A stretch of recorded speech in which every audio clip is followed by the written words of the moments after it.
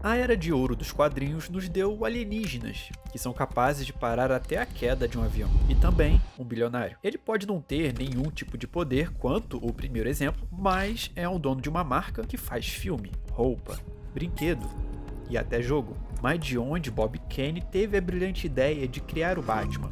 E já adianto, não foi dele. E antes de virar essa máquina de fazer produtos, como ele ainda se mantém relevante mesmo depois de tantos anos? Pensa comigo, o Batman não tem nenhum tipo de poder, além de, claro, só ultra inteligência e uma obsessão por investigar crimes que a polícia não dá conta. Ele é movido apenas pelo seu trauma e escolheu defender apenas uma cidade. Nova York ou o resto do mundo não importava para ele, era só Gotham City. E ali ele se tornou o cara mais preparado para tudo. E quando eu digo tudo, é tudo mesmo, porque a gente sabe que o Batman com preparo ganha até do Superman. Mas afinal, por que Batman funciona? Será que é pelo seu dinheiro infinito que faz qualquer equipamento ser possível na sua Batcaverna? Ou será que é no seu Batmóvel que deixou de ser um Cadillac confortável para virar um tanque de guerra?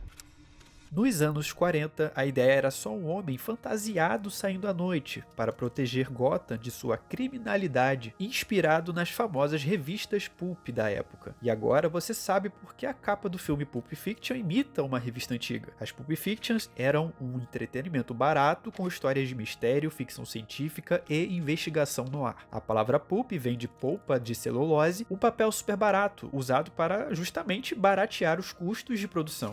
O problema é que com a tensão mundial antes da Segunda Guerra, o preço desse papel subiu muito. Para cortar gastos, as editoras começaram a criar histórias divididas em blocos sequenciais com imagens, ou seja, as HQs. Foi nesse cenário que o Homem-Morcego nasceu.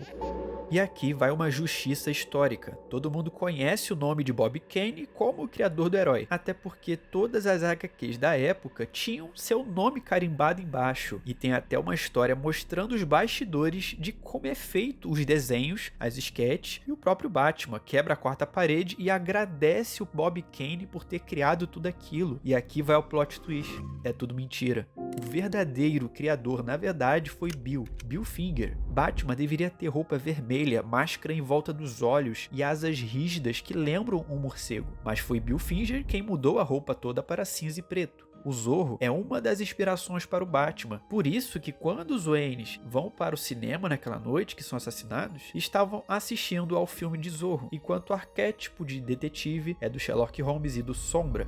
Bill Finger foi responsável por toda a criatividade que envolve os personagens. Robin, Coringa, Mulher Gato, o Charada, o Pinguim, o Espantalho, Comissário Gordon, Bruce Wayne, Dick Grayson, a cidade Gotham City, o pseudônimo do Batman, Cavaleiro das Trevas. Ele foi a primeira pessoa a escrever histórias como o Batmóvel, a Batcaverna, a origem do Batman, que foi contada em apenas 2 páginas, que o Batman perdeu seus pais com 8 anos no assalto. Infelizmente, Bill Finger é outra pessoa que nunca teve reconhecimento em vida. Assim como o Batman, Bill Finger sempre foi uma sombra, um criador fantasma. Ele escrevia, desenhava, criava novas coisas, moldou o herói com o passar das edições, que salvou a indústria dos quadrinhos, mas foi condenado a assistir do anonimato outra pessoa levar os créditos no seu lugar. Ele criou um dos maiores universos de quadrinhos do mundo, mas se tornou esquecido. Muitos acreditam que o público dos quadrinhos sempre foi o infantil, mas o Batman prova o contrário. Não vamos entrar no abismo de polêmicas como o filme Coringa Delírio A2, onde tem gente que teoriza que o Coringa só ficou vivo porque o Batman era bonzinho, entre aspas, e via humanidade nele, mas focar em um Batman mais realista funciona muito melhor. Olha o Batman de 2022 do Robert Pattinson. O design dele é meio sujo, é tático, focado na noite. Quando você compara o visual desse Batman com o do Adam West dos anos 60, a diferença é brutal. Mas por que existem tantos Batmans diferentes? E um comentário do Reddit falando que a forma como o Batman age depende só do escritor, isso é verdade, né? Isso destrói nossa infância. Só que em 1986, Frank Miller revolucionou tudo com a HQ, O Retorno do Cavaleiro das Trevas. Ele nos mostrou um Batman mais velho, aposentado e muito mais violento. Miller foi influenciado pelo cinema policial dos anos 70, junto com a realidade dele dos anos 80, onde Nova York enfrentava uma quantidade absurda de crimes. O Batman funciona porque ele é uma tela em branco para os medos de cada geração, e cada criador teve esse medo retratado no Batman. Psicologicamente, o buraco é mais embaixo. O famoso psicólogo Carl Jung, que tinha uma teoria chamada A Sombra, ele dizia que todos nós temos esse lado escuro e reprimido dentro de nós. O que o Bruce Wayne faz é que a maioria das pessoas tenta esconder. Ele aceita a sua própria sombra. Em vez de deixar esse trauma destruí-lo, ele veste o seu pior medo e canaliza essa escuridão para fazer o bem. O Batman funciona porque ele pega aquilo que mais dá medo nele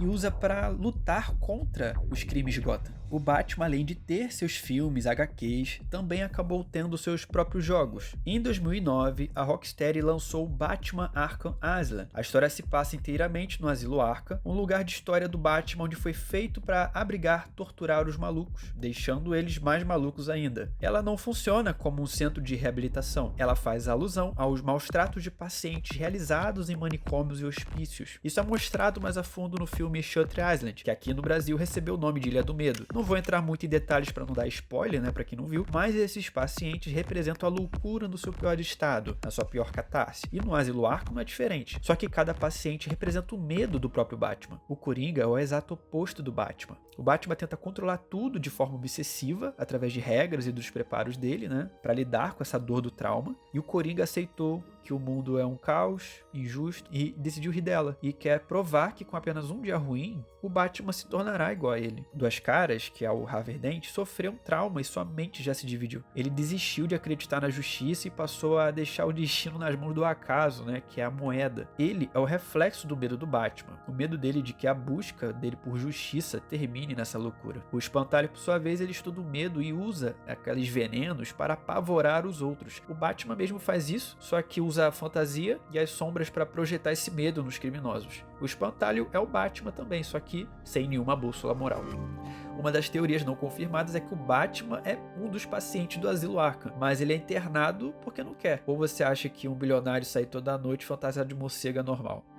O jogo é uma obra-prima de gameplay, mas como fã dos filmes do Batman, preciso falar. Como eles criam um jogo do Batman sem um Batman? Calma que eu vou explicar. A gente vê o corpo do personagem ali, andando pra lá e pra cá. Mas e a intuição dele? A preparação, tudo que faz ele ser ele. Só que quem faz isso tudo é você, jogador. Nas HQs e no cinema, o segredo da narrativa é só a gente acompanhar aquela linha de raciocínio dele. Falta nos jogos aquele monólogo, sabe? Do maior detetive do mundo. E vemos do outro lado da tela essas reflexões até chegar a uma conclusão. Mas falar tudo isso não vai importar pra você. Você quer um exemplo de que deu certo. Quando o jogo dos Guardiões da Galáxia saiu, ninguém esperava muito, porque a empresa tinha errado a mão do jogo dos Vingadores. Mas acabou surpreendendo. A gameplay dos Guardiões é até meio repetitiva, um jogo de tiro comum, mas a narrativa é impecável. Os personagens dão opiniões próprias, jogam amigo do outro lado da ponte, brigam, enfim, uma família tradicional. Elas brigam, mas também se amam. E você se conecta emocionalmente com eles. Então, no melhor dos mundos, o jogo perfeito do Batman precisa unir essa jogabilidade, gameplay boa, com a conexão que é ele, né, que é o coração do Batman. Ele pensa por si mesmo e nos guia por essa investigação. E dentro dessa narrativa existe um pilar inquebrável, a sua regra principal.